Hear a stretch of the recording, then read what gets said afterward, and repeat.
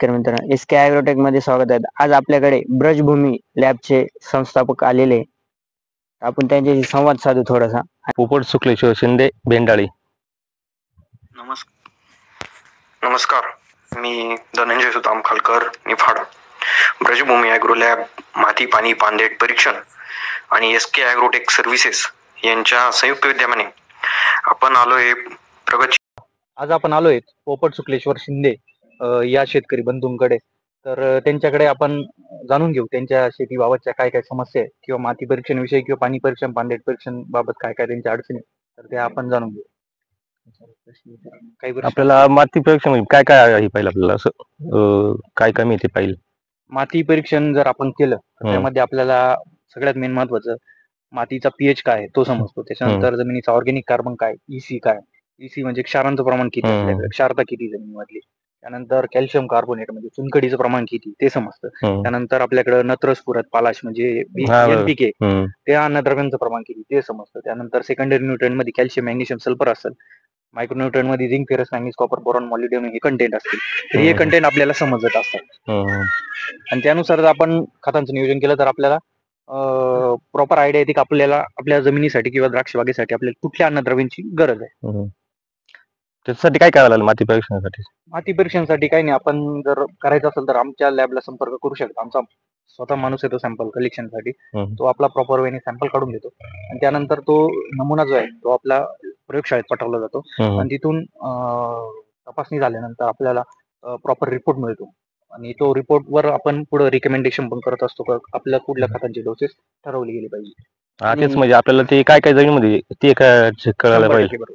आता आपण जे आपण देतो वरून खालून देतो, पण ते काय गरज आहे. ज्या पद्धतीत आपल्याला कुठले पण MD डॉक्टर असतील, तज्ञ असतील, तर ते रक्तलघवी ब्लडची रिपोर्ट चेक केल्याशिवाय पुढे आपली ट्रीटमेंट चालू करत नाही. त्याच पद्धतीत आपल्याला जर माती परीक्षण, पाणी परीक्षण असेल किंवा द्राक्ष बागेचं पांदेट परीक्षण केलं, त्याच्यानुसार आपल्याला एक आयडिया येते, आपल्याला समजतं आता आपण कुठल्या स्टेजला आहे, आपल्याला काय सुधारणा करणं गरजेचं आहे. त्यामुळे आपण माती पाणी पांदेट परीक्षण करूनच द्राक्ष बागेचं शेड्यूल, खतांचे शेड्यूल किंवा कुठले बी अन्य पीक असतील त्यांचे खतांचे शेड्यूल ठरवले पाहिजे.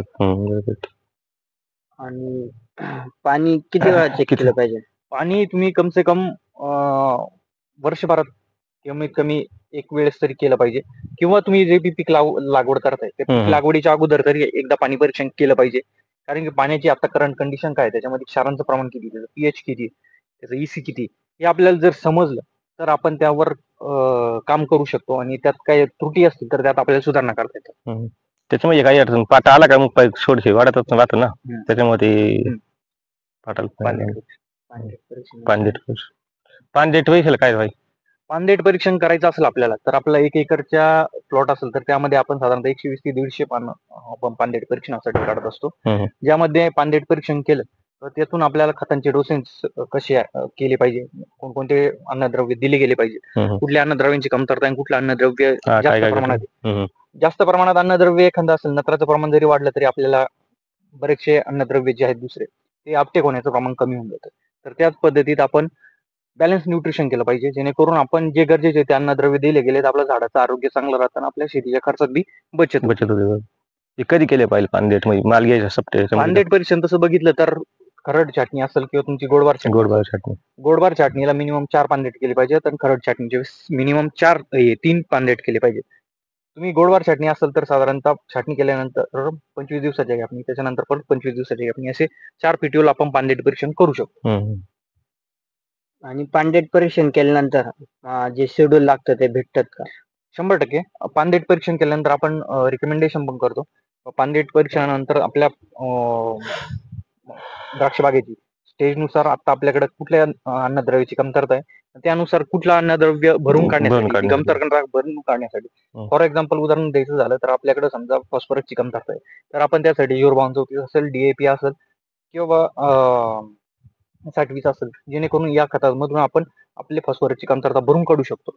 तर ते किती प्रमाणात दिले गेलं पाहिजे आपण याचं पण रिकमेंडेशन, याचं पण मार्गदर्शन आपण करतो. आणि माती परीक्षण केली त्याच्यात आपण समजा त्याचं कमी आहे खांदा गटात त्याचे किंवा भेटू शकतं का शेड्यूल सांगू शकतो? 100% सांगतो आपण. तुमचं जर द्राक्ष बाग असेल किंवा कांदा असेल, कुठलं पण पीक असेल, तर त्यामध्ये आपण जर अगोदर सुरुवातीला माती परीक्षण करून घेतलं तर आपण त्यानुसार खतांचे डोसेस ठरवतो त्यानुसारच खतांचं नियोजन केलं तर आपल्याला जे गरजेचे आहे तेच अन्नद्रव्य दिले गेले जातात आणि आपल्या एकंदरीत आरोग्य चांगलं राहतं, झाडाची हेल्थ आणि उत्पादनात चांगल्या प्रकारे वाढ होती. उत्पादनात वाढ होऊ शकते का बा? 100% उत्पादनात वाढ होती आणि खर्चात बचत होती मेन म्हणजे, आणि आपला वेळ आणि आपले कष्ट वाया जाते नाही. लाईक करा, कमेंट करा, शेअर करा, फॉलो करा.